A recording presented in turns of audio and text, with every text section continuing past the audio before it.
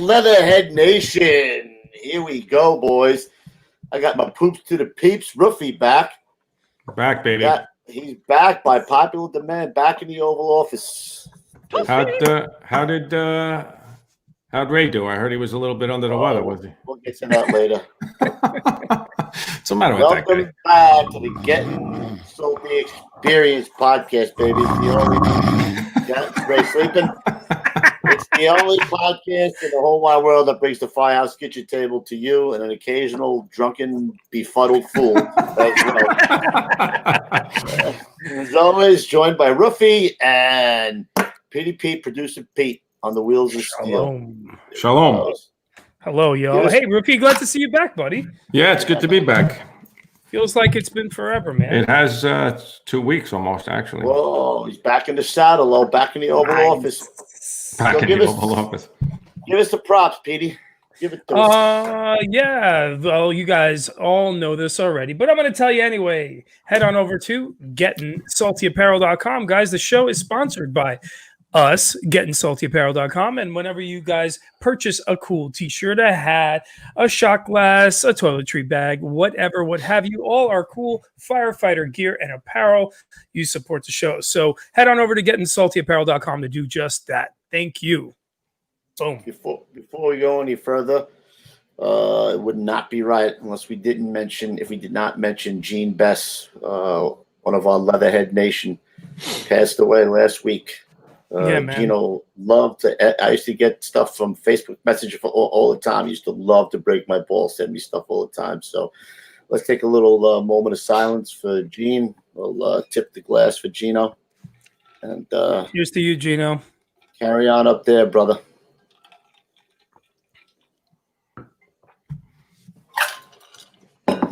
All right, That's fellas. Crazy stuff. Crazy, man. Stuff. I Crazy literally talked to him probably 2 or 3 days before, and also, almost every other day, he and I were in contact. Especially, like, he'd like to hit me up during the show just to send me little notes. Hey, by the way, ask him this, ask him that.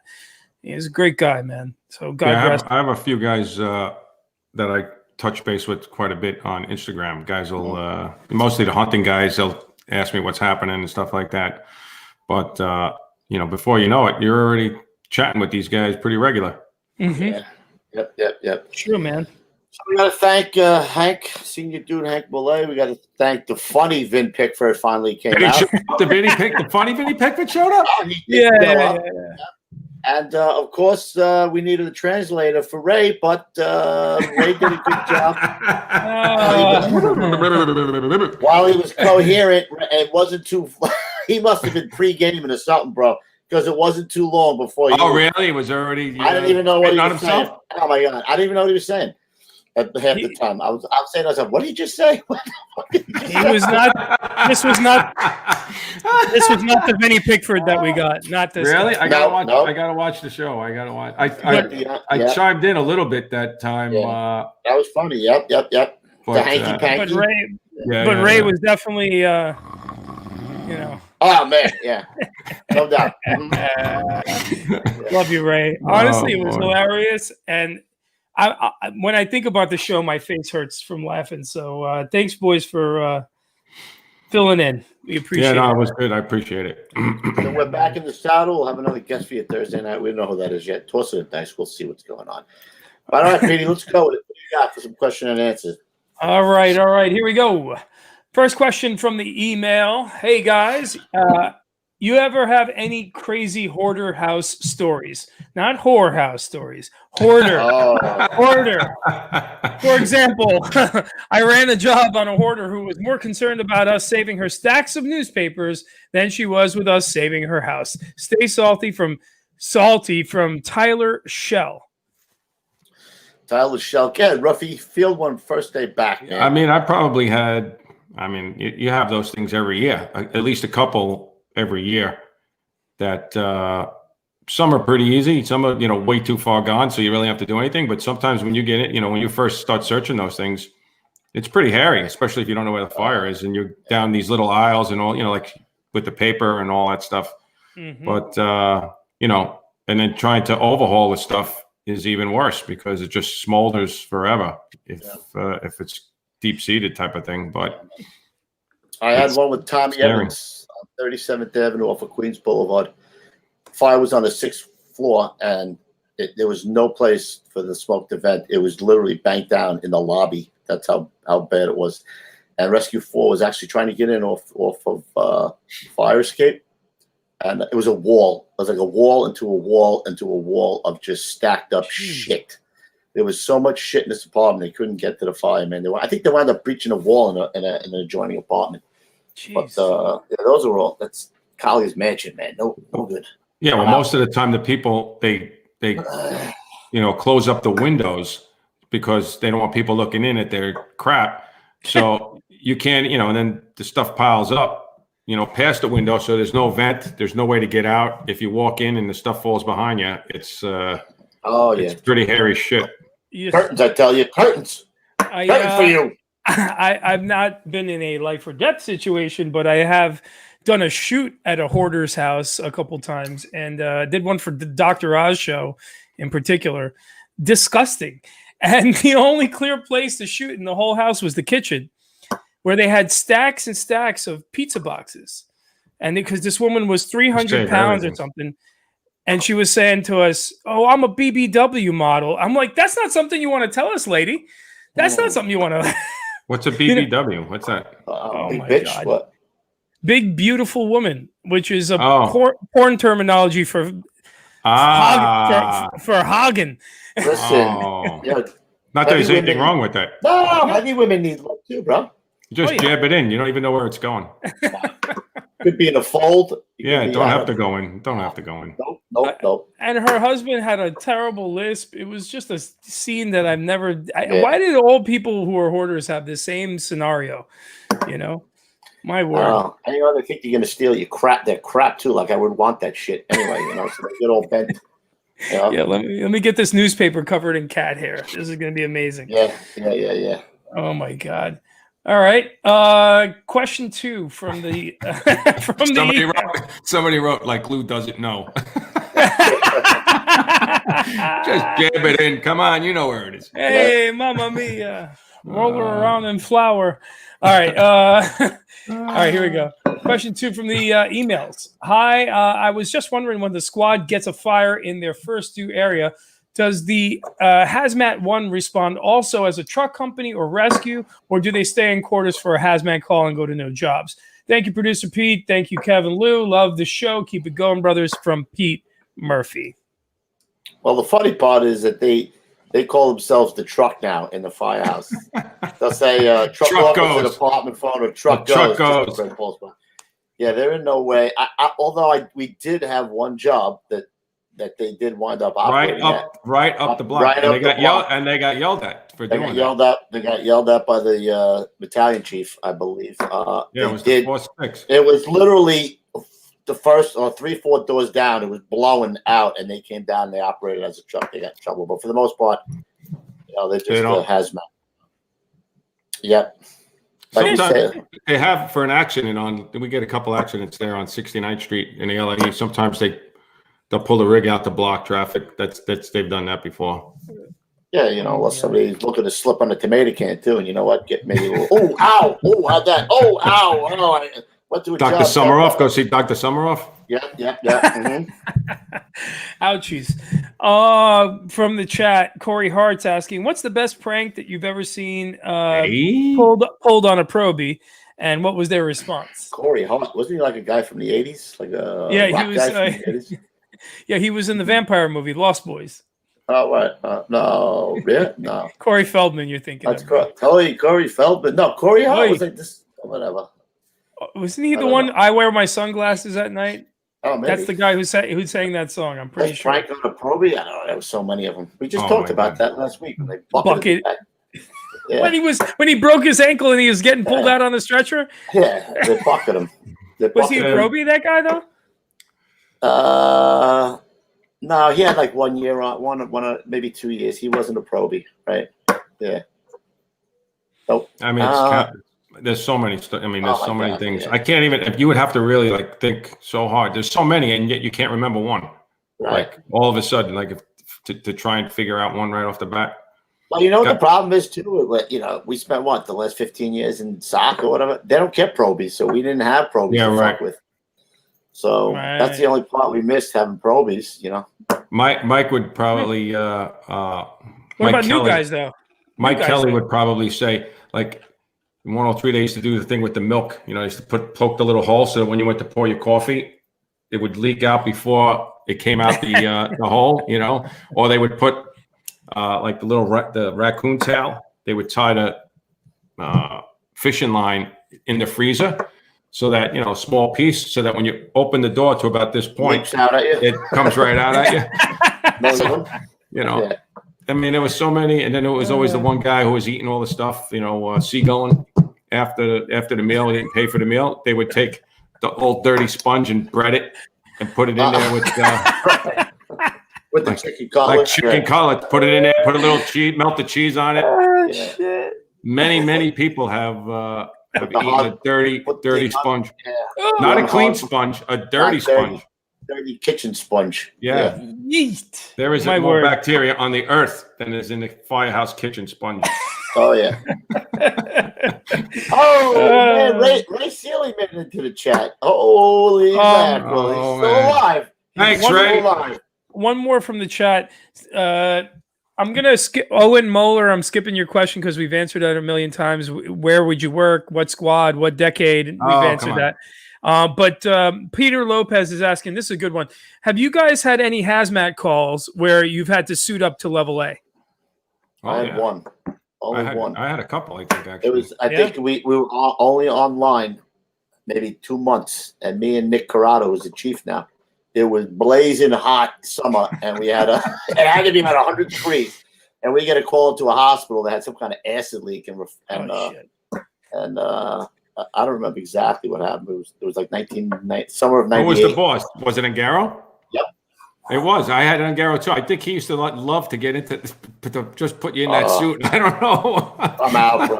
I am out. I'm not, bro. I'm out. Yeah. I think I had two. What's the suit like for us guys who don't know? Oh my God Almighty! Is it like a mop suit, like from like a military style one, or is it like, what's that like? Fully encapsulated. It's like the spaceman. Whatever. I mean, you have a towel in you so you can wipe off the face piece when it starts to steam up, bro. So if you're claustrophobic about putting a face piece on your face, so you have your face piece on because you're on air in it. Right. So now you have another encapsulation. So if you don't mentally prepare yourself for that, if you've never done that before, you have to mentally prepare, because what happens is, you're exhaling out of the regulator. It actually fills up in the so you actually have to purge it. It has like little flat. You have to burp it. So you could walk around, and then you have your arms in the whole sleeve in the glove, and when you have to try and do stuff, you have to pull your hand out of the sleeve, grab the towel to wipe it down, because when it's really hot, the water will condense, so you'll sweat. I mean, guys that really sweat, when they come out of there, I'm not kidding. It is like you came out of the shower. Well, Joe G is asking, does it suck if you shit in it, Kevin? I never shit in the I think guys talked about that, though. I'm sure if what would you do if you were in a chlorine leak and you had to take a dump? You're dumping in there. You know what I mean? You're not opening up the suit. Yeah, that's a good question, though. I've dumped in many a place. I've never dumped in a level A. You really have to prepare yourself. If you've never done that, you prepare yourself mentally for that, because you could really run away with your breathing. And then the worst part is, you can't take your face piece off, because your hands, you have to, like Kevin said, you have to pull your hand out of the sleeve to get inside. So that all takes time. So does the air, I know it's warm and sweaty, it's like a sauna in that thing, but does the air coming in from your tank, is that kind of cool, or is that whatever? It could be a little cool, but it's going to warm up pretty fast in there. Okay, so it doesn't even matter. Listen, I'm going to correct you once. Only once. We'll never do it again. Sherman drove tanks. We use cylinders, my friend. You're saying. All right? One. Yes, sir. All right, yes, just once. You only get away with it once. Yes, that's my Proby status. All right, let's get to the third question from the emails. That was a good one though, right? Fellas, my name is Thomas Eddy, and I've been a volunteer in Iowa since I was 15. And guy with two first names, Tommy Eddy. Hey, it's Tommy Eddy. Hey, it's fucking Tommy Eddy. Hey, Tommy Eddy. All right, so since I was 15, I've been recently become an EMT and have interest in moving to New York to join the FDNY. Hello. I have two questions for you. First question is, what are the physical requirements to join? I'm 6'5" and 380, I'm assuming pounds. What are your recommendations? 380. 380. What are your recommendations? I don't want to make fun of this guy because he's asking an honest question. Tommy Eddy. Hold on. What are your recommendations as far as getting into shape to pass the physical? And the second question is can someone join if they have any mental health issues such as ADHD? Well, all love out to you there, Tommy Eddy. First thing you got to do is drop the Twinkie. All right, put the Twinkie down. Put it down, bro. And start training, bro. 6'5", 380. I mean, if you're as solid as a rock, 6'5", 380, which I'm kind of going to say. Well, how big is the Rock? The Rock's 300 pounds. He's got to be. He ain't 6'5". He ain't 300 pounds. What is he? 260. Yeah. I mean, maybe it's a typo. 6'5", 380 is a big boy. All right, a big boy. Yeah, you better start running. Yeah. Kevin hit the nail on the head though. Diet first, right, bro? Wind. Yeah, man. You got to drop a little of that weight. You're gonna have to run first of all. I mean, what do you got to do? Wind is everything. What is it? 2 mile running in Proby school? I mean, I don't even know what it is anymore. It could be. I don't know. But wind is everything. If you stamina is everything. Running is everything. It's a first of all a physical. I don't know how tough the physical is. It's like an obstacle course. So if you got to jump over a scale or wall or something, that's 380 pounds. You're gonna have to get over that wall. Yeah, ain't getting over there. No. So you got to drop a few. Start if you're serious about it. Start running. Get yourself in shape and start practicing. They offer practice tests all the time. Well, in New York. And then the mental health stuff is they go through a psych, right? So you go through a psych. I don't know if I don't know what would prohibit you from getting on ADHD. I don't know if that's one of them. Who knows? Probably on medication. You have to list I was going to say you take medication, right? You'd have to list it. I'm almost assuming. Pete's on it, right? Isn't Pete on it? What? ADHD? Wait, what? I don't have any. That's the one thing I don't have is ADHD. Well, Pete's on crack, but other than that, crack is whack. Crack is whack. I will say this, Tommy Eddy. Top fucking Tommy Eddy. Listen,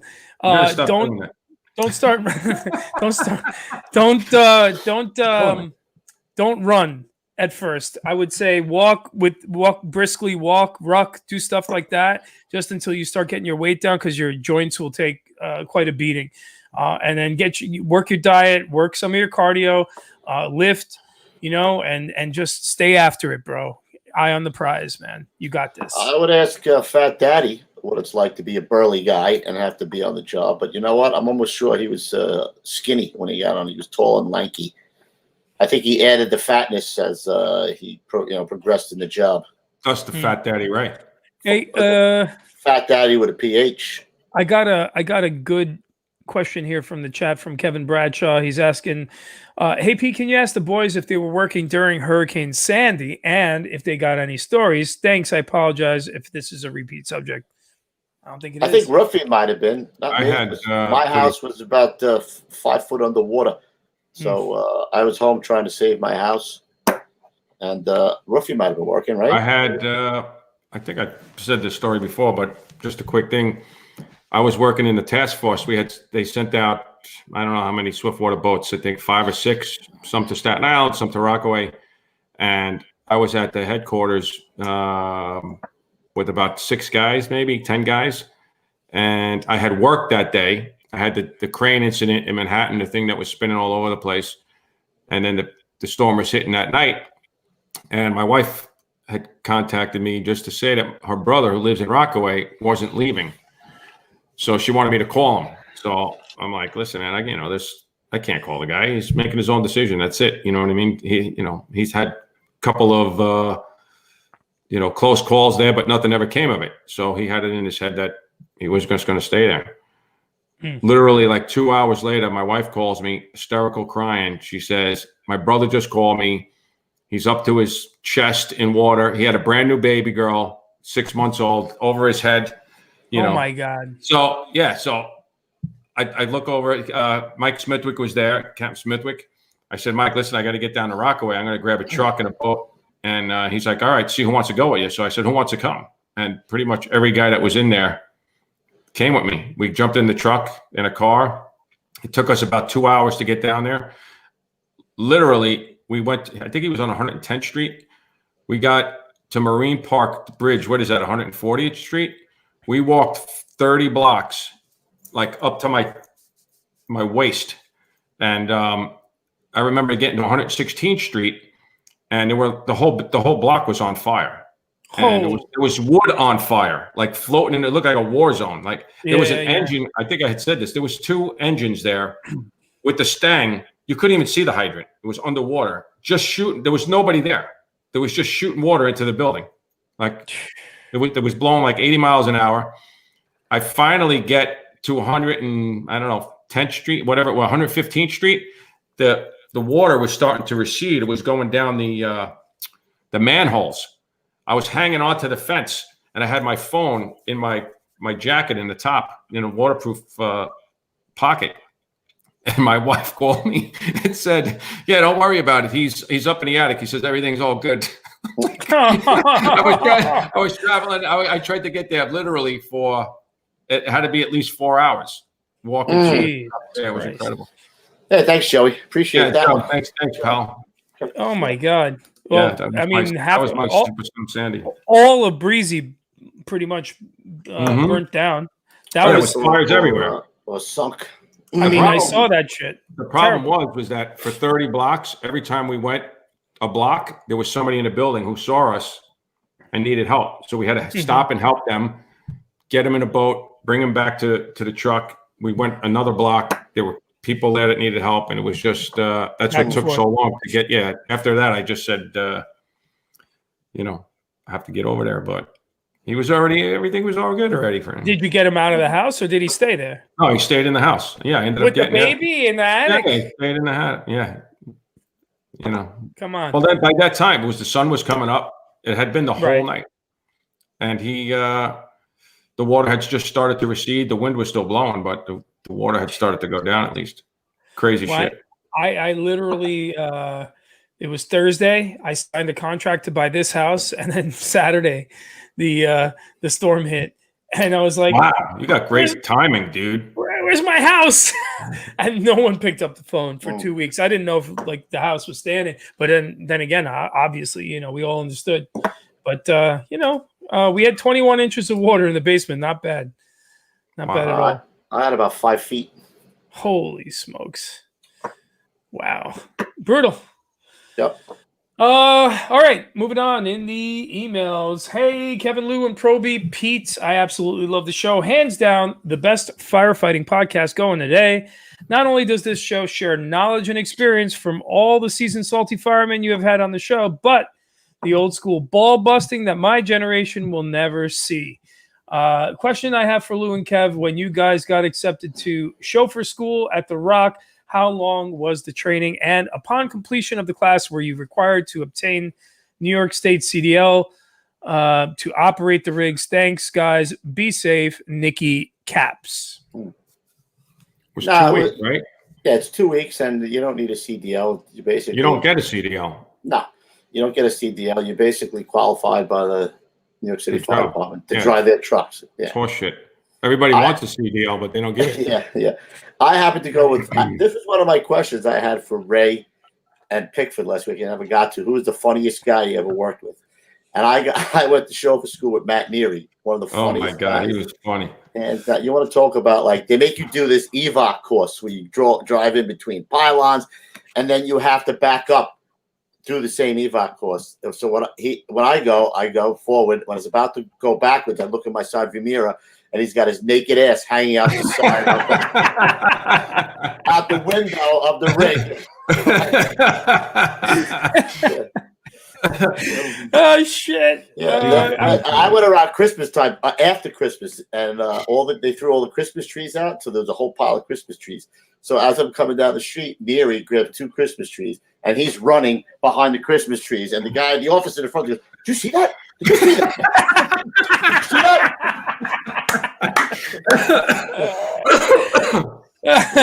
Kev, what else was it? Out of curiosity, and maybe to add a little bit to this question, what was it like in chauffeur school? What kind of stuff did they have you doing in there? Pump. They teach you how to pump, hydraulics, how to. Not really how to drive, but mostly drive around on pumping the island. There's no traffic really on the island, so you just practice driving around. Mostly pumping operations. How to get the guys water, how to get them quick water, how to get them hydrant water, calculate the pressures.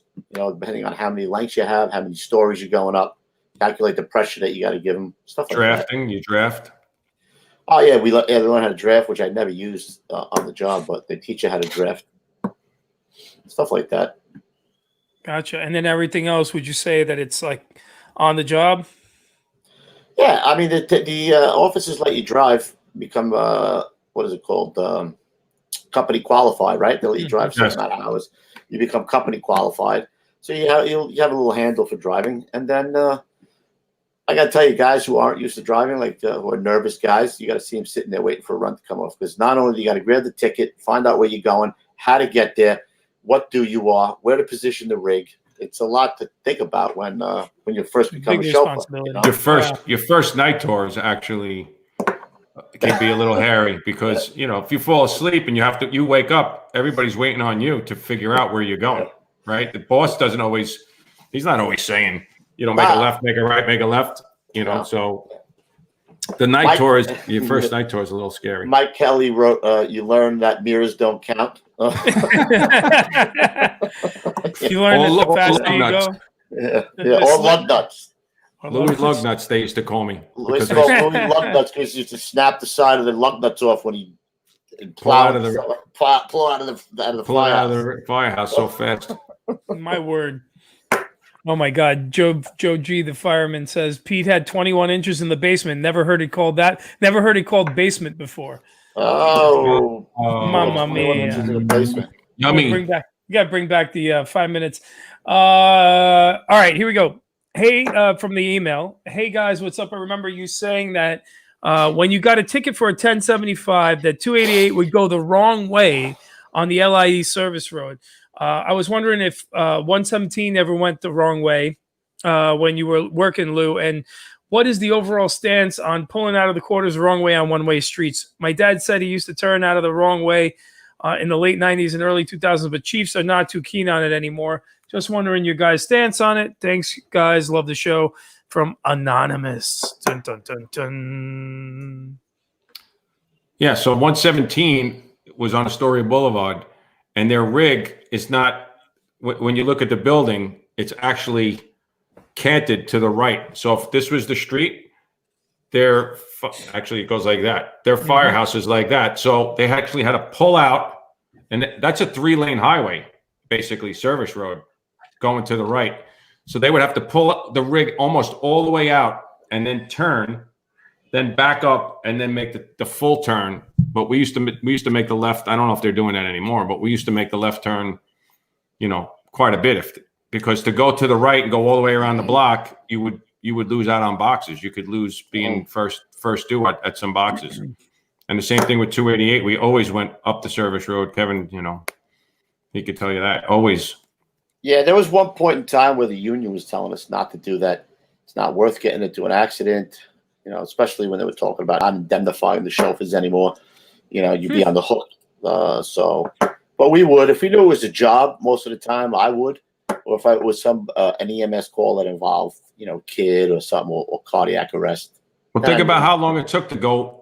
If you made the right out of quarters, you had to go all the way around. You'd have to go all the way around. You'd have to go like 4 blocks out of the way, unless you went up Clinton, which was a one-way, the wrong way. One way too, yeah. Right. So you were constantly going up the wrong way, just to save, 4 blocks. And if you go down 3 blocks and you hit a double parked car or whatever, it just created more havoc.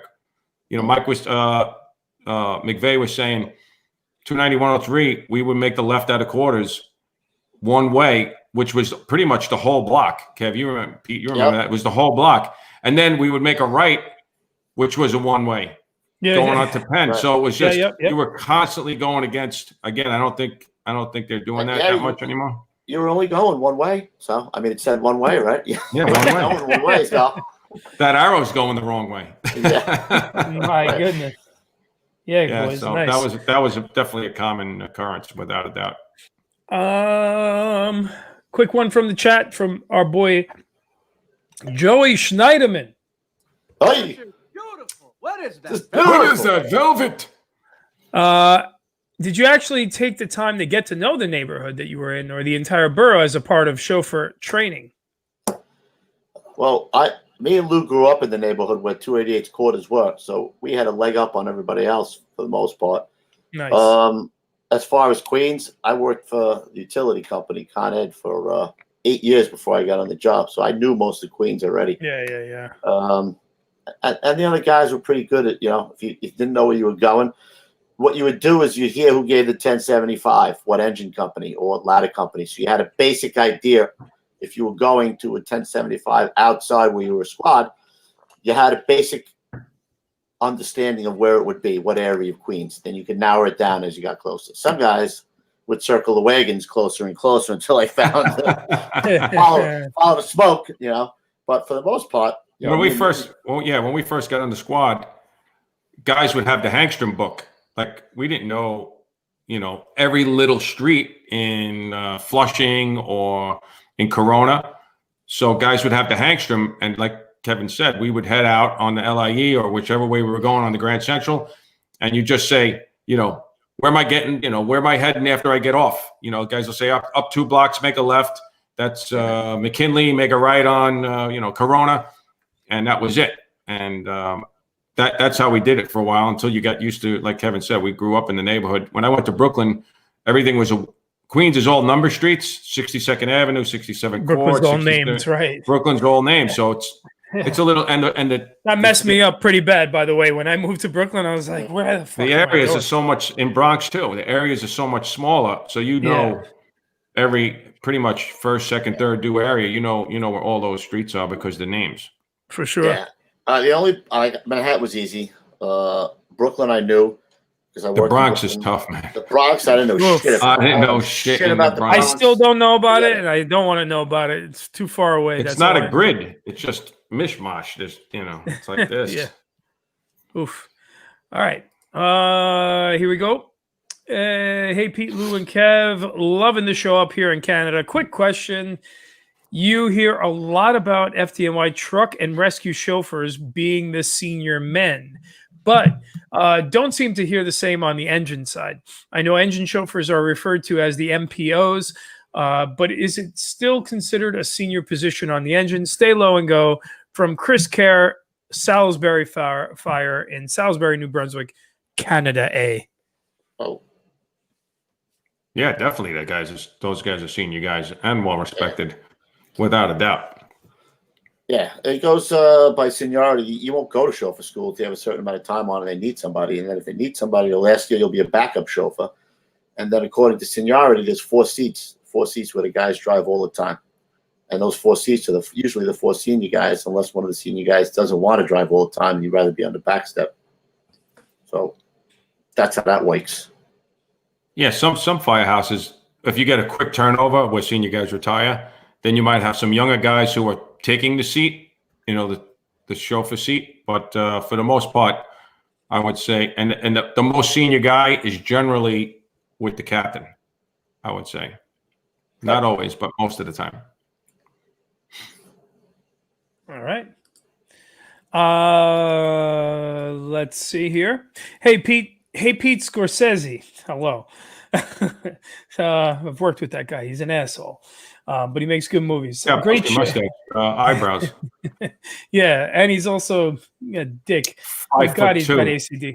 My God, he's got OCD. I've never met anybody like that. Anyway, hey, Pete Scorsese, great show as always. Could you please ask the legends if in their day did the brothers have Christmas parties with Santa at the firehouse for their kids? Thanks a lot from Big John Albanese.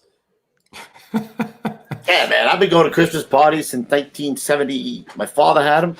We have them still. I don't know what this year is going to bring with the HIV, the thing. The thing. I don't know if they'll have it in the Firehouse this year, but every other year we've had it since. Absolutely. I've had. Go ahead, Coop. Finish. No, go ahead. Finish on this topic. No, I was going to say 29103. They had Dom Carino. He was incredible with woodworking, and he made a chimney that went by the pole because Santa always slid the pole. So he made a wood chimney, and each brick was wood. So each brick was on this thing. And how big is that? 30 feet, right? How big is the apparatus for? 20 feet, 30 feet? Yeah. Yep. So what would happen is, you'd finally get, one of the guys in the firehouse, allegedly, could it be, maybe, partaking in some type of a beverage. And over time, he would get dressed up, and this guy decided to take the express on the pole on the way down. So all the kids were like looking up in this little hole where they thought that Santa was coming out. Next thing he hears, crash! He went flying down, and we had to. Oh, let's step back. Let's see how Santa's doing, and we dragged him out of there. Dust him off a little. You'll be all right. Oh. Yo, Mikey Kelly was right. Mikey Kelly said we should have a really salty engine guy on. So why don't you get in touch with Tommy Carino there? I could call Tom. I don't know. He's not going to be much. Yeah, no. It just won't be much laughing. That's all. Get a salty engine guy. We can find a salty I'll get engine him. guy. If you want, Mikey, I'll talk to him. Mikey Kelly's right. We got to get a real salty engine guy on there, man. Yeah, he was. Dom Carino's the man. We had one guy. Right, we had one guy. The guy from Chicago was a salty engine guy. He said old engine, right? The Chief, yes, Timothy. Chief, yeah, yep. We'll get one. Good point, Mikey Kelly. Mr. Swansby in the chat here, first due tonight, by the way. We should get an award for that. He's saying, ask the guys if they ever had to do any drafting at fires as drivers, or did they always use hydrants? I never drafted once. Billy Quick drafted. We went to Roosevelt Island, and the hydrants at part of the island weren't working or something, and they were out of service. And he drafted. Billy Quick drafted, and it was a vacant, and we actually got water, and it worked out pretty good. I can't believe it, but we did it. I mean, I had no part in doing that, but that's the only time I ever saw that a draft being used. Yeah, man. Nice. We'll have to get that guy on from the squad. That's what we do in the squad. Do it. We have to get that guy from the shows that we see, the turbo drafter guy. Oh, that's guy. What's his name? You remember his name? Henry. Henry Lovett. Tell him what you did. Tell him what you did with the popcorn. He comes to my booth one day, bro. He's always next to us at the trade shows. He sells this thing called the turbo drafter or something. I don't know what the hell it is. So he's a funny guy. So he comes over one day, he's eating popcorn. He's getting fucking crumbs in my booth, bro. They were giving out free popcorn. That's what the thing was. They were giving out free popcorn. I went there. He had a customer in his booth. I go over there, I buy like 3 bags of popcorns, and I stuff my mouth full of popcorn. And I walk over, and as he's trying to sell his turbo draft, I start talking, and popcorn is shooting out of my mouth all over the guy's fucking booth. So now it's like a running joke. Every time we see him, we go over there, because they always have this guy who's giving out the free popcorn. And we go over there and we make a mess in his booth all the time. He's like, I didn't make a mess in your booth. Kevin was like, what are you talking about? You dropped the popcorn all over the place. Henry. Good, Henry Lovett. Henry. You're a funny guy, Henry. Fireman is me in the chat is asking, Pete, ask the boys, what was the best boys' night out that they can remember? Please. Ooh. I bet that if you could remember it, it wasn't the best boys' night out. I remember. No comment. I remember I got so drunk on we always went out, everybody did, the night before Thanksgiving. And these idiots are feeding me, I let them feed me. I don't even know what I was drinking, bro. I don't even know how I made it home, but my kids were babies, my older kids, my 19-year-olds, little Nicky. I went home and I vomited all over their bottles. You know, you have the bottles set up for the night. What a dad. What a dad. What a great guy, man. What a great dad. Dad of the year. Oh, my God, man. I was so sick. I don't know how I made it home, bro. There was Oh, my Evans, Tommy Evans, and Salveson and Mike Gomez feeding me drinks like, forget it. Yeah, that's a no comment. I could a couple pop into my head, but that would be bad. There's a I know, couple. but Me too. I can't say it. Allegedly. Um, Can't even say allegedly. allegedly. I can't even say You incriminate yourself. no comment. Next. From the chat, this is actually a statement more than a question, and it's a freaking good one. I like it. I hope you guys like it. You need to do, from Jeff Horn, you need to do a first do it your wife's burning bush for the wildfire fire. I like it, man. Why not, right? Let's get we have to pay Jeff any kind of royalties on that, Yeah, Jeff? it's got to be 10% at least, I think. We'll No, send Jeff that's taking money out of my kid's mouth. Forget it, Jeff. It's over. I got to send Pete the. Right. No, Okay. we can do that. First do it, your old lady's burning bush. How do we put Ray in that up? Because he was first do it, the burning bush. That was the greatest. I mean, my face still hurts from seeing that meme last week. Anyway, all right. Question from the emails. Hey, How often? Chief Clayhouse said he had the draft one time at World Trade Center. Oh, I had that an would be- E&G draft during the recovery at the WTC during a heavy rainstorm when the water was flooding the raking area. There you go. From Chief Clayhouse. Use it. Not just for fires, but to pump out water. Joker, we've already talked about our worst details, so we're not talking about that again. What do you guys think about Quints from Over the Bridge? From what? I don't know what that is. I I'm don't horrible know. with that. Quints? Quints? We don't use. I think we had Chief Clayhouse would know. We had one or two of them. It's a ladder with a hose on it, half engine, half ladder. I don't think we don't have any more. I think they tried them, one or two of them in the city. 14 truck was one. I know that. I don't know. Yeah. All right. From the email, here we go. How often were rigs replaced in the FDNY, and who was in charge of specifying them? Was it on a house-by-house basis, or were most of them spec'd out by the higher-ups as more or less a cookie-cutter format from Shooter 120? It's supposed to be every 10 years. 10 years. Yeah, but it never does 10 years. So you usually get it 13th, 12th year, 13th year. And the guy from Hazmat did it. Kenny, what the hell was his last name? There's certain guys on the rig committee who put that together, the specs. And, they get together with Seagrave and they put together the specs. And then they basically become cookie cutters for everybody. You see that Chief Clayhouse was saying Dom's father was Pete Carino. I saw that, yeah. It was one of the toughest officers in Squad 3 back when. And Garrett has the answer to the Quints. He said there's two of them, a lot of 14 and a lot of 163. Oh, 163. 14 truck, I always remember. Yeah. Yep. Yeah, Louis, you're gonna have to resend that thing to me. That thing, The thing come over? because it didn't come over. It was just an empty email with nothing in it. All right, Sorry, stop bud. yelling. Oh, I'm not yelling.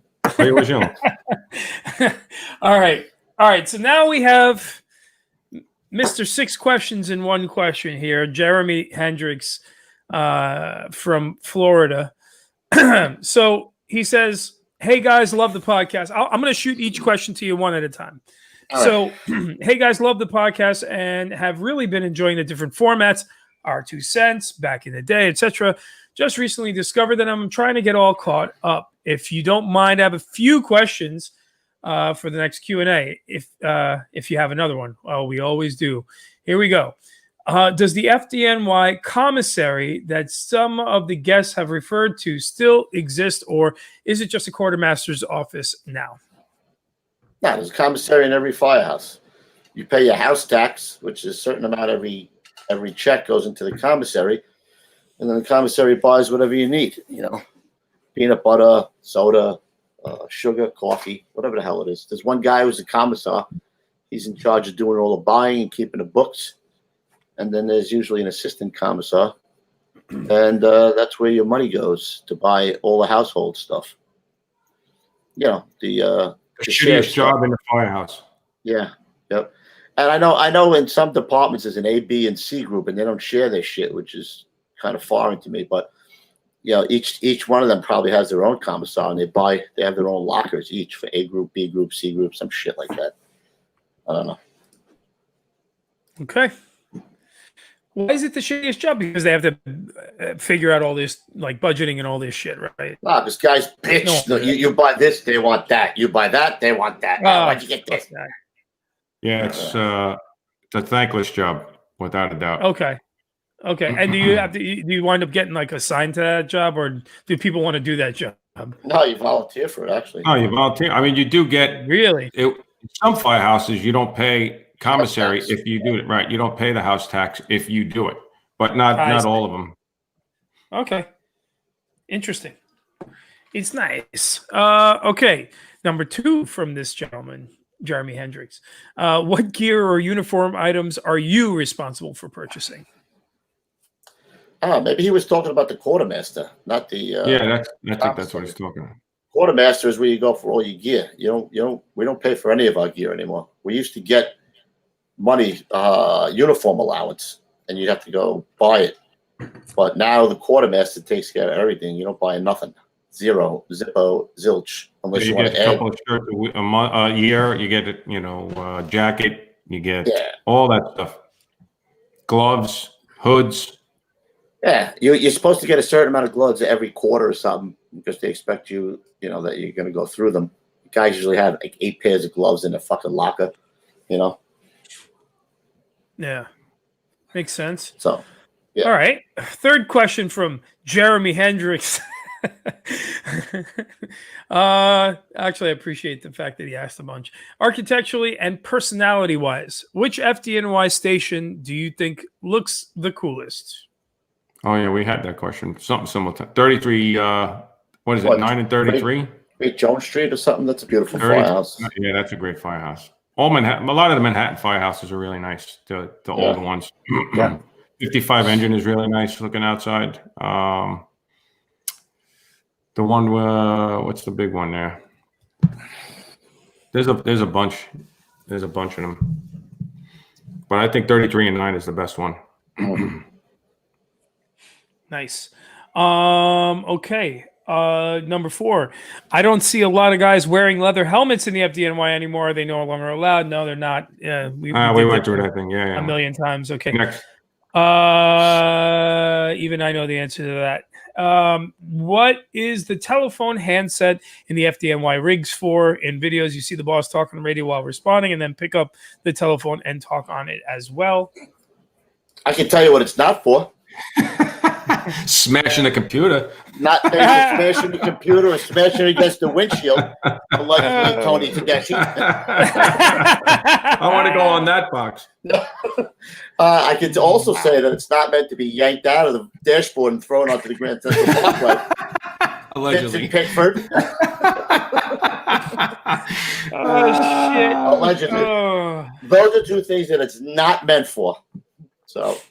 Yeah, it's just the contact at dispatcher. All right. Before I get to a question in the chat, one last one. Who lets Lou wear those affliction shirts, and does Kevin actually own a shirt that fits him? That's old. That's old stuff. Yeah, you know what this guy Joe Schneiderman said also in Queens, 258 and 115. Yeah, we said that 115 truck is a beautiful firehouse. It is a Nice. beautiful firehouse. Thanks, Joey. Thank you, Joey. Joey Beggs. That was all from the emails. Emails are done. But let's see here. Corey Hart in the chat is asking, who's responsible for the cooking? Was it the senior man, or is it that passed down to the probie? And what was the best meal from the firehouse? We had the best meal already, but it's whoever is good at cooking, whoever can cook. Some guys, you don't want them to cook, believe me. He ain't lying. Some guys are great cooks, man. And they just grab, if like anything, you start cooking all the time, you don't want to cook all the time. But some guys enjoy cooking, and they do a great job. And thank God, because those are some of the best meals I've ever had in my life, is the firehouse. Hell yeah. Mike Kelly also said that the handset to bang on the glass behind you when you got a job. Old school. Old school Tough. Mike Kelly. Joe Kanaski said, tough Tony. Oh, you know it. I've seen him flip out on more than one occasion, bro. I've had that anger pointed at me a couple of times. I want to Now go to he that just drinks flyer wine. Over there. Now he just drinks his wine and Now he sits drinks all wine. pretty. That's right. Now he drinks Yeah. wine. Yeah. Let's see. Kevin Pierce is asking, how come your tower ladders always have a ladder on the back of the arm? Love the show. Keep up the good work. Thanks, Kev. That's the escape ladder. In case you get stuck. You can And we come know down somebody who climbed that, don't we? That's Philly Tefano. Philly Tefano. We got to have him on, bro. Philly Tefano. I was at that job. I was at that job. Were you? I had the roof. He had the roof. Yep. Yep. Heavyweight Golden Gloves boxing champion. He was a ring announcer. Self-proclaimed smartest man on the job. And my brother, the Rug, used to call him Big Dummy. The big dummy. The Big Dummy. If you looked at him, you would say maybe, possibly, but he's a smart dude. Like that show. What's it called? Sanford and Son. So that's a pretty dangerous. You big dummy. You're never supposed to. I think that's a never. Supposed to climb that ladder. Oh, right, yeah. Because when the boom moves, you can get your hand and your feet caught up in there. So these boys are asking, guys, I'm just going to put a moratorium on the leather helmets question. No, they are no longer allowed in the FDNY. This is for all future listeners globally. No, I'm telling you. If I'm telling you, and just send Pete emails. Keep asking Pete emails. Yeah, ask me. Ask me emails. Yeah, I'll send you one right back. I pulled up the question from Owen. Oh, is it Moen? Owen, what the hell was his name? Owen Moeller? Owen. Yeah, right. What's he asking now? He's asking if anybody's ever blocked the apparatus doors. Yes, it's happened. If anybody what? Has ever blocked the apparatus doors when we pull out? Has there ever been a car blocking the apparatus door? Hell yeah. Really? I got a great story though, man. I do. Bring it. Story. Bring so it. My wife's friend, this girl Sue, we used to call her Sue the Jew. She she had a great body. Face was a little hurting, but she was one of the most needy women, groupies you've ever seen in your life, man. I like needy woman. So when I first met my wife, she brings all her friends, I bring all my friends, whatever, we all hanging out. She gets enamored with Scotty Burek, right? Good-looking fella. Good-looking fella who's in Hollywood now. He left the job to go to Hollywood. He left the job. He's a stuntman. Yep. So one day the doorbell rings. I'm working. Me and Scott are in the back working out. Who's at the door? Sue the Jew with a whole thing of cookies that she baked. Right? She comes in the back. She drops off the cake and the cookies, and now she won't leave. She's just standing there like it's a very awkward thing. She's just standing there. We're sweating, and she must be, wet, whatever she's doing down there. Sue the Jew. I don't know. So sure as shit, we get a run, bro. And whose car is sitting right in front of the fucking doors? It's Sue the Jew, bro. Her car is in front of the doors. And she's sitting there because now she had left when the tones went off, but she's still blocking the apparatus door. And her eyes look like two giant saucers. And I'm fucking leaning on the horn. Sue the Jew is blocking the whole front of the apparatus. Push it. Okay, push it out of the way. Yeah. You should have played her song. Where's Milner? Milner's in here somewhere. I seen him. Hey! All right, enough of that. Big old fake boobies. Boobies. I like that. Very, very needy woman. Very needy. Ooh. Hey, Pete, ask the guys, what is the number at the bottom of their front shield? Interesting. Badge number. Okay. Easy. That was it. Lemon squeezy. That's it, boys. Oh, wait. Someone in the chat is saying something. I don't believe it. He says leathers are actually coming back to the FDNY. Get the fuck out of here. Could be. Really? How would we know? We're retired. Mamma mia. You know who did say that? Ralphie. Longo? Ralphie the Hairy 8-Man Longo said dude, that guy's got his finger on the pulse. If anybody knows, he knows. Could happen. Hold on, I'm gonna Google that shit right now. You ain't gonna see it on there. That's really, it's all on the down low. Could be. Let's see. Recently implemented, instituted that the option to buy back helmets as a courtesy. No. Forget it. You're right. There's some inside shit. Guys are smart. You're smart. Pete, can you ask the guys if they could go back and Joker? Let's Joker. Go back and watch the show, Joker.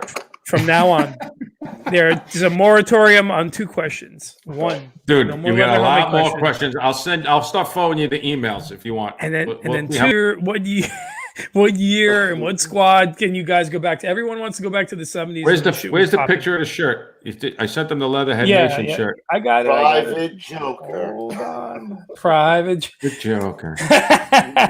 Private Joker. Who said that? Who the fuck said that? A jelly donut.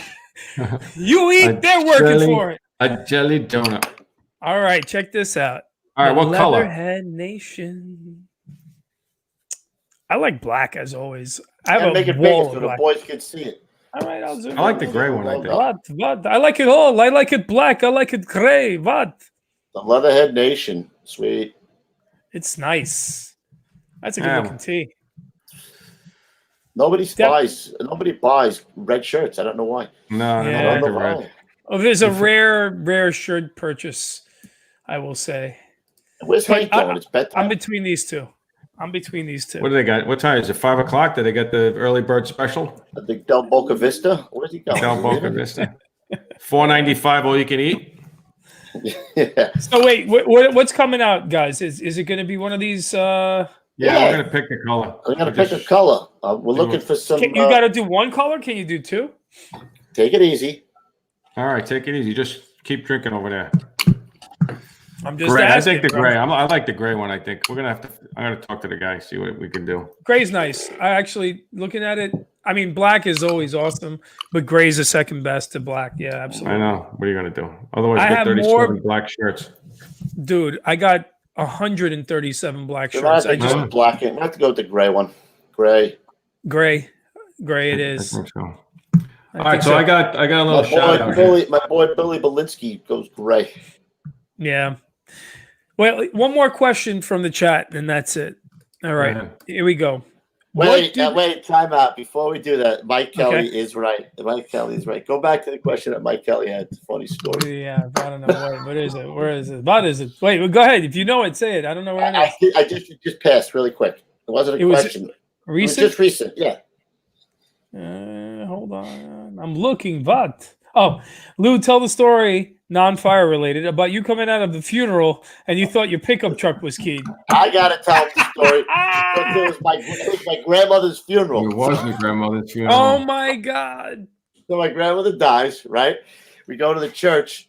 Roofie parks up right where the school that we went to is. My truck was the truck It was I still brand have. new It was truck. a 1995, brand new truck, 2 weeks old. My grandmother died in 95.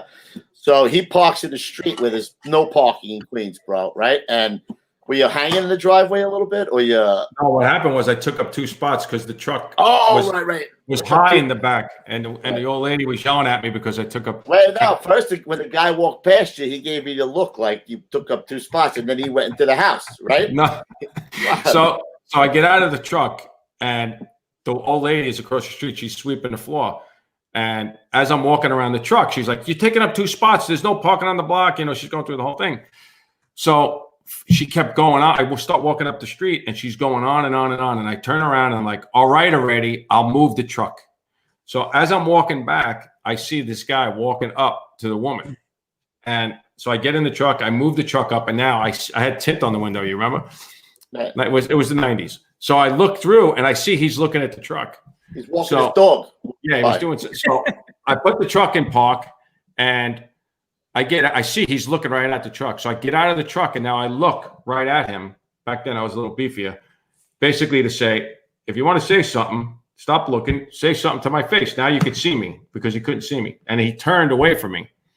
So I knew I had. So now I'm walking up, and just before I go into the church, I hear somebody go, "All right, already, I'll move it," or something like that. So I turn around really fast, and he went in the back of that house, which was right across the street from the church.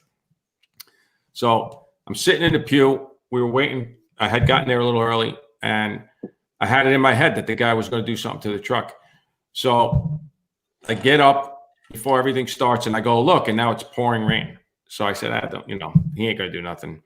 So after the service, I get in the truck. I get all the way home, which was, how far is it, Kev? It's 5-6 blocks, right? Whatever it is, 7 blocks.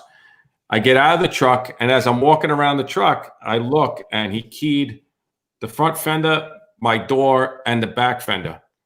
I don't know how I got from my house to the church because I was just out of control. I remember turning onto the block and pulling right into the backyard of that where the guy walked in. Put it in park. I looked and you remember the club for the steering wheel? You know, so I took part of the club and I go to the back door. I kick the door open and there's like... He kicks the door open in this lady's house, bro. There's like five old ladies there playing pinochle. I'm like, you know, so I start yelling. I'm like, where's the guy? I know he's in here. I see him come in here, the whole thing. There's some young girl comes down. You know, all I could see is clothes hanging. It was a basement, you know. So I was there for, I don't know, 2 minutes. I'm yelling. They're yelling. She says, I'm going to call the cops. I'm like, I am a cop. Call the cops. I want the cops here, you know. So literally like 2 minutes later. Now, so she's yelling. I'm yelling. I want the guy. I seen him come in here. And then it's like, then I'm like this. You know, like, I'm like, holy shit, man. What the hell am I doing in here? You know, this is not good. So all of a sudden I see a guy all the way in the front of the house walking under the clothes, like a crew cut. So I was just getting closer. He's like a couple feet away from me. I'm like, you the guy, you motherfucker who keyed my truck? He's like, no, asshole, I'm a cop. And he flips out his badge and a guy tackles me from behind. And he's got me on the floor. He's got my hands behind my back. Like he could have shot me in the head, right? I mean, really think about it. This is 90s. So wow. The guy says to me in my ear, he's like, Are you a cop? Because she must have said he's a cop. And I said, no, I'm a fireman. He's like, a fireman? He grabs me, slams me up against the wall, drags me outside, right? So he's like, are you effing crazy? What are you doing? I'm like, the guy he's like, I don't give a shit. You got breaking and entering. You got fucking deadly weapon. You got all this shit. And now I'm like, holy shit, you know? So he's like, I'm going to try and do whatever I could do to get you off this whole thing. So he goes in and he comes back out. He's like, all right, I told the woman that your grandmother passed away and that you're distraught and you thought that somebody in here keyed his car, but you're going to go in and apologize. I'm like, apologize? I'm not apologizing. Get the hell out of here. I'm not going in there. He's like, dude, you're going to apologize. Otherwise, you're going to jail. I'm like, all right, I'll apologize. I said, all right, I said, so I'm thinking to myself in my head, the sick bastard I am. I'm like, yeah, but next week I'm coming here. I'm breaking every window in this house, right? So, oh my god, I go in there and there she is. She's got like cold compresses on her head. You know, they got fans. She's like laying like this, and I'm like, oh man, I'm really sorry. You know, my grandmother. She's like, where do you people come from? Meanwhile, I'm thinking, I know the guy went in here. I know he did it. I'm going to break every window in this house. I'm going to come in here. You're going to see me for the rest of your life, right? Oh my God. So the daughter comes down. She's yelling at me. I never seen the guy. I get in the truck. Now, when I forgot to tell you, when I went outside, there was like 20 cop cars outside, like plain clothes guys. These guys were in plain clothes, by the way, obviously. So, yeah, it didn't go good. So I never got arrested. I never got. There was. I think then it went really well, actually. It went. Well, I didn't get shot. Warren writes, you didn't get shot, and you didn't get arrested. And the pissy pants legend was born. Oh my shit. God! I couldn't believe it. And then I went home. Listen, there's a reason that Nikki calls him Uncle Switch. It's like throwing a light switch, bro. When I get, but back then I was a little crazy, man. I mean, really crazy. I used to fight a lot, but now it's all peace and love. He's a very loving guy. Unless you're an 8-point buck at the end of a hunting trip. He's gonna get it. Right, yeah. He's gonna get it. Ruh-roh. All right. Very nice, boys. Is that it? You got That's it, boys. That's everything. You know? That was a whole hour of a lot of freaking. You know, it used to be that 7 questions were plenty, then 10. Wow. Now we're well deep in the weeds on these questions. Burned in the weeds. I like Hank it. said, support Getting Salty. Lou needs to pay for anger management classes. If anybody knows about my anger, he knows about that. No, I know about it. Oh, bro. you know that. I've had that turned on me a few times. We've never rolled around, though, after all the... I don't think we ever did. No, I don't think so. That's awesome. The hell was I going to say? I got a little something we want to do tonight, just a little change of pace a little bit. I want to do a 5 minutes of fury, but I want to do a Pete the producer 5 minutes of fury, bro. Oh, I want to see what the guys can say about Pete in 5 minutes of fury. We gotta maybe toughen up his skin a little bit. Maybe just toughen it up. Look, he's like, what? all right. All right, here we go, bitches. Come at Give him me. a minute. Give him a 5 minute to minutes get of this stuff fury. together. Give him a little. No, it's on now. Now it's on. Let's go. Let me give you the. I'll be the timekeeper. You're not the timekeeper. I'll be the. No. I'm looking at the No. time. We're 10 seconds in already. What kind of hat is that you have on your head anyway? What is that? Is that your hat? It's my hat. What is that symbol actually? Unsanctioned. It's a non-sanctioned hat. I'll tell you all about it. Oh, there's a lot of Sometime when I'm not yeah, when I'm not under fire. 5 minutes of fury. Let's go. I wouldn't even waste my breath on a program. Pete drinks White Claws. Drinks White Claws and blows his fire Cheetos before he eats them. See, these guys are just as lame as they've always been. Come on, Let's fellas. see. You got 5 minutes of fury on producer Pete. Let's have at it, bro. Don't let me down. Don't make him run for his safe space. Stop it. To make him run for his safe. Oh shit! I'm looking for my new sound. What happened last week with Ray and Vinny? You snapped last week? Pete the wannabe. Pete snapped last week when he couldn't keep up with Ray and Vinny. What happened? I don't know. Pete, is that beard or is that a beard or is that face mange? Okay. Mange. Pete, pay attention. Very simple, but well, that's true. That's the winner right there. That's the winner. That's the winner.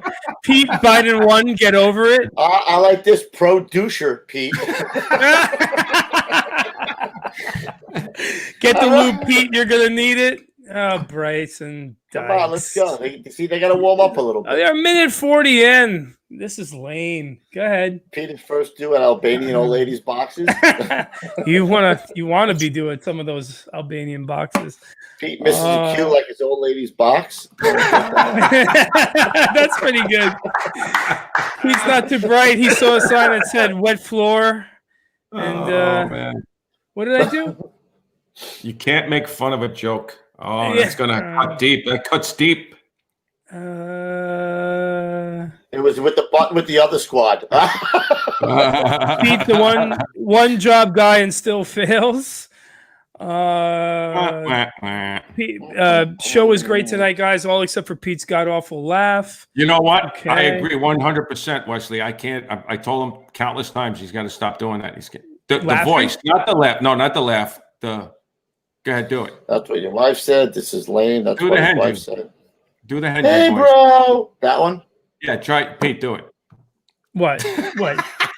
He's crying in the inside. He almost tapped out the last show. Lou, Uncle Drunk Ray kept calling him out on the word of the day.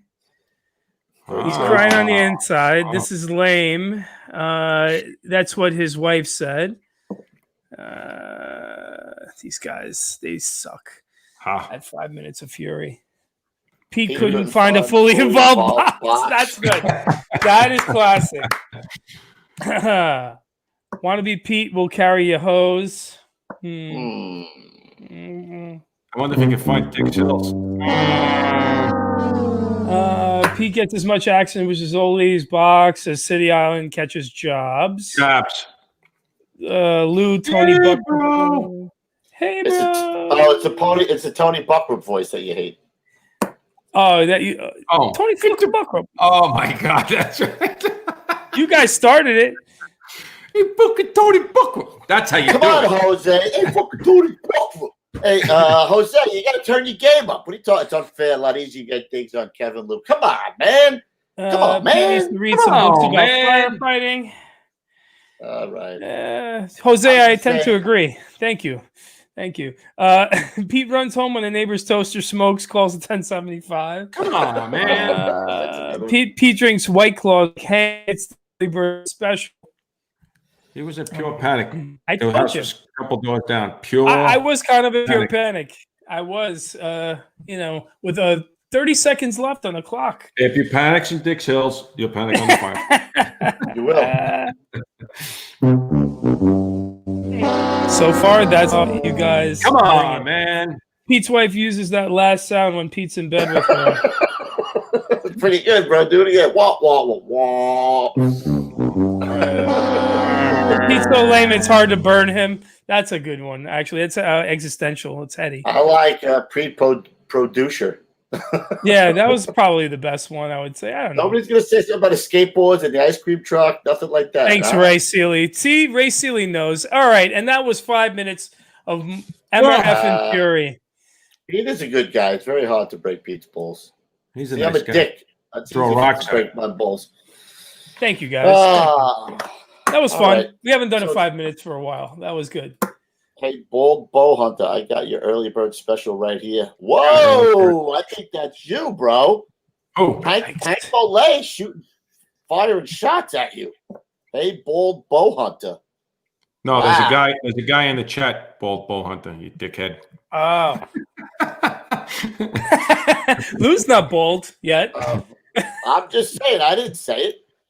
I'm just saying. I just I'm want my just money. saying. I'm I'm just just saying. saying. I want my money, Jimmy. Will Belinsky, I've worked for The View before. It's a horrible jail sentence. That's all I can tell you. All right. So I got nothing else. Who we got on Thursday? We got a list of I stuff. talked to Bobby Pressler today. I'm going to see. I'm going to confirm with him tomorrow. I'll let you know tomorrow. We're gonna work on an engine guy, a scruffy down short. I can get. I got a couple of 290 old lieutenants. I could probably get. Bucksley, congratulations. What do I got here? I got a shout out. Unfortunately, it's one of these shout outs we don't like to give, but it's something I wanted to discuss. It when I saw it, I couldn't even believe it. This was an email I got the other day when I was away. If you have an opportunity to mention this GoFundMe for Miami-Dade fireman that arrived first due literally at his old lady's box, firefighter Corey Logan took an overtime tour driving engine 6 after getting a notification on his Ring doorbell on his phone of his neighbors pounding on his front door. He and his crew jumped on the rig and headed for his home in their second due area. Halfway there, a box went out for a fire at his house. His wife, who is bedridden with multiple medical conditions, was trapped in the fire room and succumbed to her injuries, unfortunately. The captain who found her body was hesitant to transmit the fatality, knowing that the chauffeur would hear it. Firefighter Logan was her caretaker, and she was his life. This is a call that nobody can even imagine responding to. A GoFundMe page has been set up to assist him.